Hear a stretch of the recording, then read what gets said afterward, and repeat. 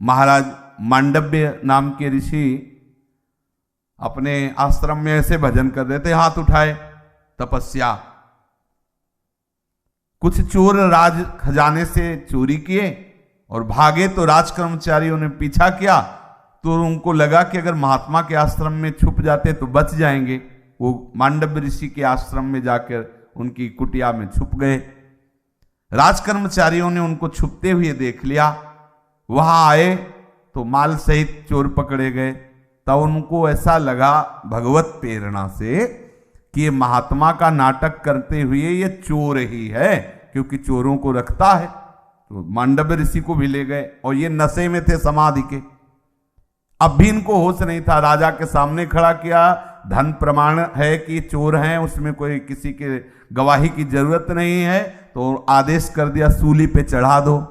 सूली की सजा एक भाले की नोक जैसी छड़ पे ऊपर से ऐसे छोड़ दिया गया और गुदा द्वार से घुस के ऐसा। वो कब मरे, 1 दिन 2 दिन 4 घंटे, बहुत ही कष्टदायक मृत्यु। गला काट दो तो एक क्षण में। सूली की सजा बहुत कष्टदायक। गुदा द्वार से ऐसे अब वो जितना घुसा, मान लो इतना घुसा, अब वो उसी में तड़प रहा है कितने घंटे, ऐसा होता, बहुत ही कष्टदायक। आज जब महात्मा के गुदा में सूली गई तो उनकी समाधि भंग हुई। जो ही समाधि भंग हुई तो पद्मासन लगा लिया सूली पे। कोई साधारण महात्मा तो थे नहीं। अब गुदा में सूली घुसी है, पद्मासन तो समझ लो लगा सकते हो। पद्मासन अगर चींटी काट ले तो पद्मासन छूट जाएगा। भैया हटाओ पहले, कहां।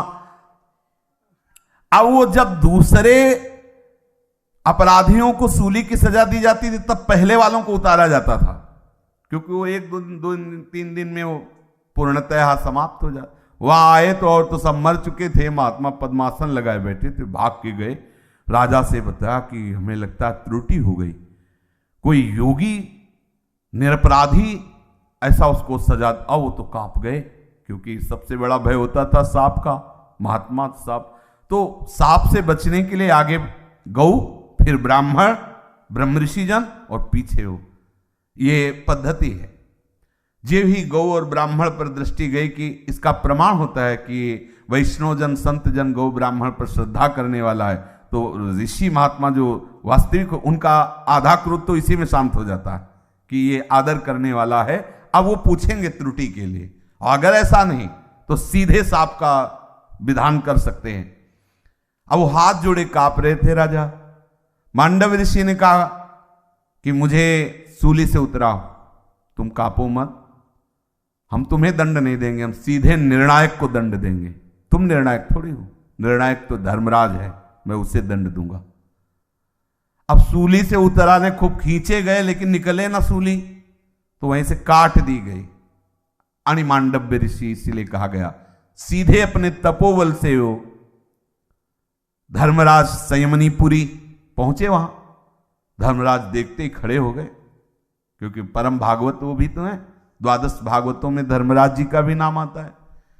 आदर किया, महर्षि आप आज्ञा कीजिए। बोले हमें बताओ ये सूली की सजा क्यों मिली, क्योंकि पूरे त्रिभुवन के न्यायाधीश वो हैं, वहीं से यहां निमित्त किसी को बना दी। इसीलिए विवेकी जन, अच्छा यमराज के भी शासनकर्ता प्रभु हैं, इसलिए भक्तजन सीधे प्रभु से संबंध रखते हैं, इसलिए वो यमराज को भी दूषित नहीं करते, क्योंकि बिना उनकी अनुमति के कहीं कुछ अगर हमारे थप्पड़ लग रहा है तो कारण इसके प्रभु हैं, और प्रभु कारण तो कोई मंगल विधान, क्योंकि मंगल भवन है, इसलिए भक्तजन सब सह जाते हैं, किसी से किसी भी तरह का प्रतिकूलता का व्यवहार नहीं करते।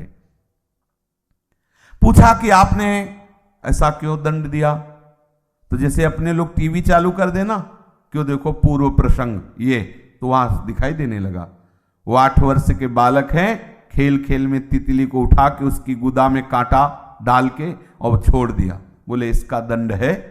तो उन्होंने कहा कि ये ठीक नहीं है, 8 वर्ष के बालक को धर्म अधर्म का विधि निषेध का ज्ञान नहीं होता, और आपने बिना विवेक के उनका शास्त्रीय मर्यादा, बोले आज से हम स्थापित करते हैं मर्यादा। 14 वर्ष की अवस्था तक के बालक का पूर्व का किया हुआ कोई भी अपराध नहीं माना जाएगा। अपने यहाँ भी है कि 19-20 वर्ष तो शायद अपने यहाँ भी है कि छोटा अगर उससे कम है तो उसको उतना दंड नहीं मिलेगा जितना बड़े का, लेकिन हमारे भागवती के समय सिद्धांत में कि 14 वर्ष तक के द्वारा किए। अब ऐसा नहीं 14 वर्ष के लड़के के पहले को अपराध करवा दो कि तेरे को तो पाप नहीं, उसका स्वभाव बिगड़ रहा है, उसकी प्रवृत्ति बिगड़ रही है। पर और आपने ठीक निर्णय नहीं किया, इसलिए जाओ मृत्यु लोक में जन्म लो जाके। तो वही विदुर जी महाराज के रूप में साक्षात धर्मराज जी पधारे। तो निश्चित आप समझ लो, जो यहां जैसे कर्म करता है उसको अवश्य भोगना पड़ता है। अगर भगवद आश्रित है तो अलग सिद्धांत है। ये तपस्वी हैं, भगवान का आश्रय और तपस्या का आश्रय अलग होता है। यहां है सन्मुख होए जीव मुझ वहीं जन्म कोटि अघनास होते। यहां नहीं कि तुमने काटा तो फिर सूली की सर। इसीलिए तो बहुत बड़ी छूट है इसमें। निकलो, जल्दी निकलो, समस्त अपराधों का मोचन करने वाले प्रभु पुकार रहे हैं। आ जाओ, आ जाओ, मेरी शरण में आ जाओ।